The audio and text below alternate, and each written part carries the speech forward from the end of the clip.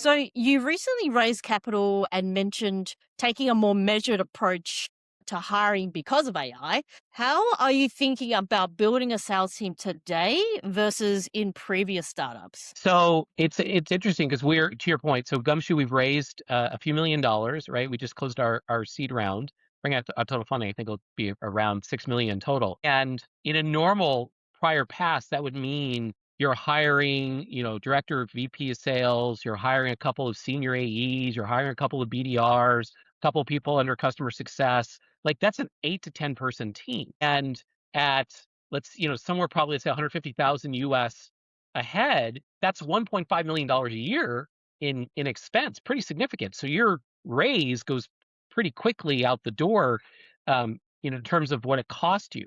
And from a GTM standpoint, at Gumshoe, we have, our CRO or VPS. We just hired, our first BDM, and we have one customer success person. So and I don't feel like we're going to hire more from that. So instead of hiring, let's say 8 to 10, we have 3. And what we're doing is we're investing in building out agentic tooling around that because it's not clear that you need as many people as you once did because a lot of the busy work of sales can now be offloaded to whether it's OpenClaw, whatever it is, Claude Cowork, it's Perplexity announced something this week. Perplexity Computer, OpenAI is rolling out. They bought OpenClaw, and so you're going to find a lot of these orchestration tools. And so your ability to, I think, offload the grunt work of sales to AI is absolutely here and now. And it means your salespeople can really focus on the value add, which is like this conversation.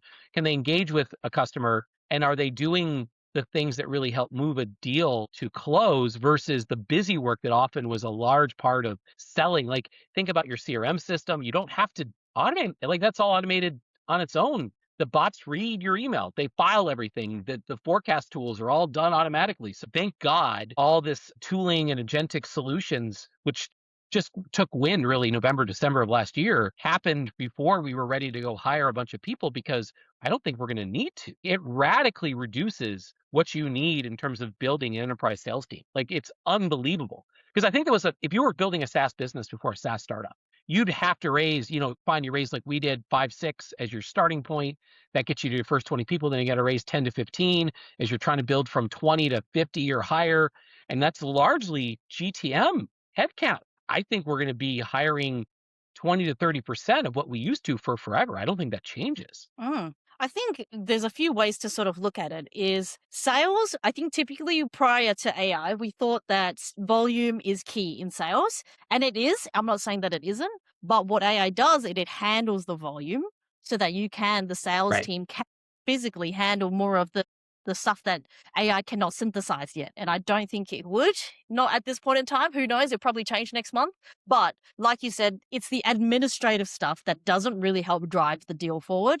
Right. The CRM thing, right? So when I was in corporate sales, the biggest headache was updating CRM, and there's people out Oh, there it's that the are still. worst. Updating CRMs is the bane of anyone on the sales side exists. All the way up to right as a founder, as CEO myself, like, I'm the output. I get that data fed to me, but I know it's a pain in the ass. Like, nobody likes it. It's the worst. No, if you like CRM updates and keeping CRM clean in terms of hygiene, you're probably not a good salesperson because you're focused on the admin stuff, right? And it Yes, tells. exactly. You're Rain Man is what you are. Yeah, and there's this weird, it just must be the way that sales brains are wired, where we're so good at conversations, closing deals, moving the deal forward, but not good at admin. And I don't know what it is, psychologically speaking, but it just happens to be those kind of people that are really great salespeople. I don't know, someone should look into those psychosciences because it definitely needs to be studied. I think it's because you have to be an extrovert to be good at that part of sales. A good seller is truly a hunter, right? It is because it's the chase, it's connecting dots. It is honestly, I have the most respect for really good enterprise salespeople. Like, it's a miracle any large complex deal gets closed with a customer. Honestly, it is insanely difficult to coordinate people, like a dozen people, to agree and sign off on a deal, right? Conflicting priorities, conflicting budgets, and authorizations. And so to go from A to B to C to whatever it is, Like it's a marathon, and no two companies are alike. And so it is just the most amount of respect for people who can get these deals across the finish line, because it truly is a miracle in a lot of ways. And so I think it's they like the chase. They like that aspect of going from A to B and seeing how they figure that out when there's no obvious path lit up for them. And so it's the adrenaline rush, I think, is why. And then the admin side is the definitely not the adrenaline rush side of it. And I think that's why. So you're saying salespeople are adrenaline junkies, essentially, and we They love the chase. good ones are, I think. It is absolutely. Okay, so going back a couple of steps, for someone hearing about Gumshoe for the very first time, what's the core problem you're solving and why is it becoming urgent in today's landscape? For sure. Gumshoe helps, as you said at the top of the hour, right? We help brands understand what AI search thinks about them, and then more importantly, what to do about it. Like, okay, I don't like where I'm showing up, or I'm not showing up in AI answers, and how do I do bigger and better? And in a world where user behavior is shifting from traditional search to AI to discover, research, find out, and make purchase decisions. As a marketer, I need to make sure that I'm putting my best foot forward in this new channel. So it kind of starts with, we help marketers solve the question of, am I showing up in AI answers or not? But it evolves to, how do I manage AI effectively as a channel? And how do I direct it as much as I can so that it likes me and recommends me to and ultimately, with the rise of agentic purchasing, is it going to be the platform that makes as many purchases of me versus my competitors? And so that's sort of the approach that we're taking, is, again, how do we help brands? Because the analogy that we like to say is that this is the best way to think about AI and AI search of your brand, which is, imagine you walk in, a person walks into a shoe store, and we've all done this. And in shoe stores, they have that wall of shoes behind the salesperson.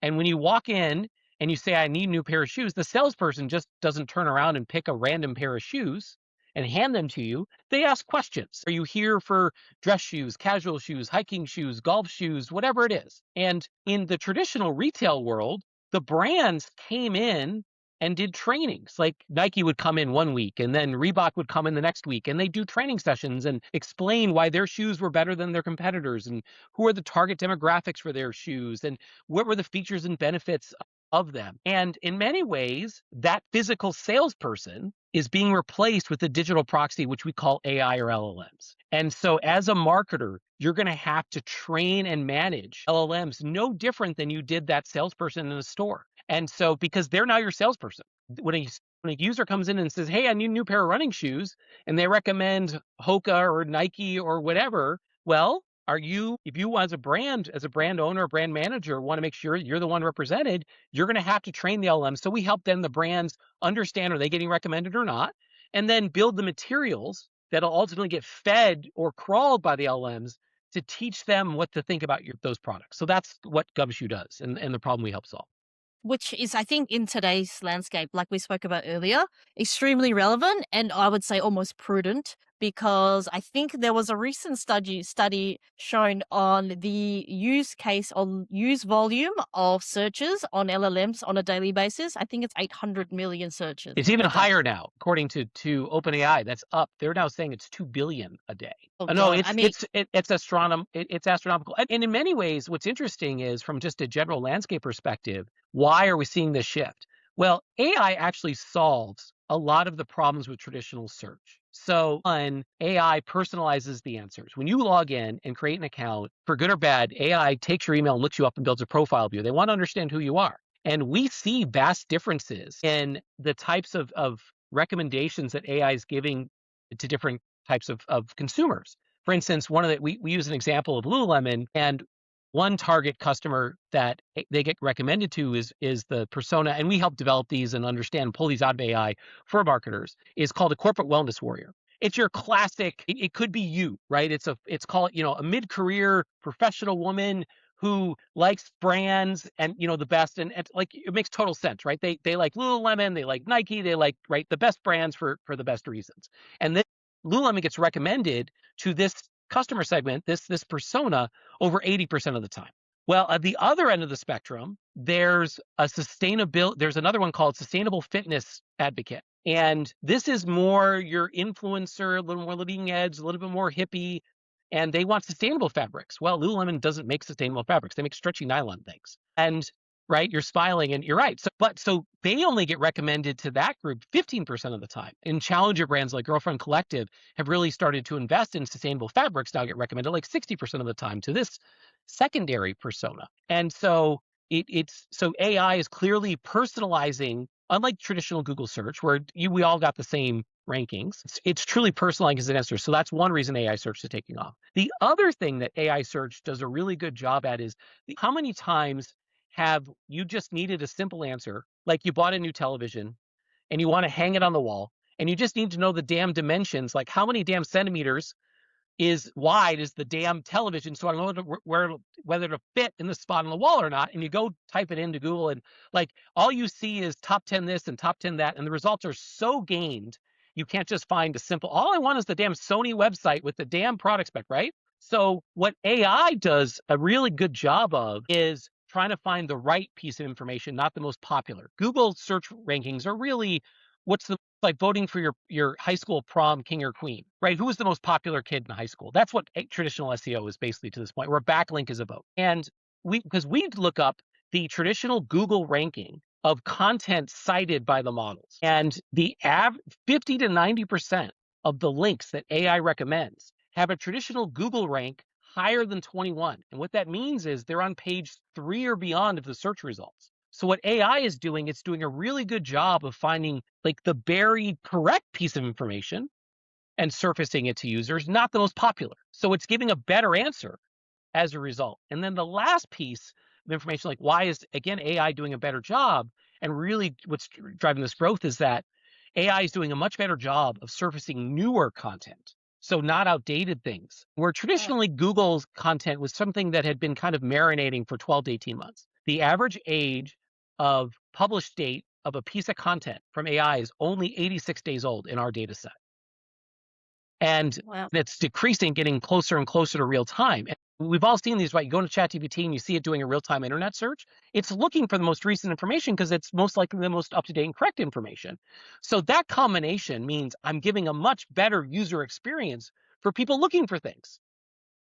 And so they're finally solving all the complaints we've had about Google search, AI search fixes. And so that's what's really attracting this tremendous growth in AI search. That's actually a very clearly boiled down way of looking at it, because when these kind of conversations have come up in the past, a lot of or clients will say, well, how do I make sure I actually surface a part of that search within AEO? And you just hit the nail on the head. Essentially, you put it way better than I could have. But essentially making sure that you hit those key points, making sure that your content is recent, which means you have to be posting quite frequently, right? So it's updated and recent, but also making sure that there are certain other aspects of how do you sub verticalize your other personas to really pull those levers, right? Because when I think when you look at Google as a search engine and the services that or businesses that they recommend, like you said, super generalized, and then you have to go and click more links to find out, well, how are they actually going to help me, right? It's more of a directory. Like we have something called the white pages. It's just a directory, and that's what Google and Meta is. But the one thing about the Google search and the engine is the amount of money that businesses have to pay to even be featured on any of the top 4 or 5 pages is astronomical, right? So if anyone's got to be scared of this particular strategy, it would have to be Google and Meta. They are, and it's. I think it's going to be fascinating to see the impact of this transition. Right, we don't know what ads are going to be yet in AI, and I agree with you. If your business relying on Google or Meta, and it's been less of a factor on Meta, but it's definitely impacted Google. I have plenty of businesses I talk to who are interested in AI search because they're seeing not just organic declines, but paid. Like there's not as many paid clicks as there used to be either, because Google is surfacing its own AI answers ahead of paid listings. And so if you're a marketer or someone on the GTM side who's relied on paid, it's scary, just as scary as folks who've relied on organic right now.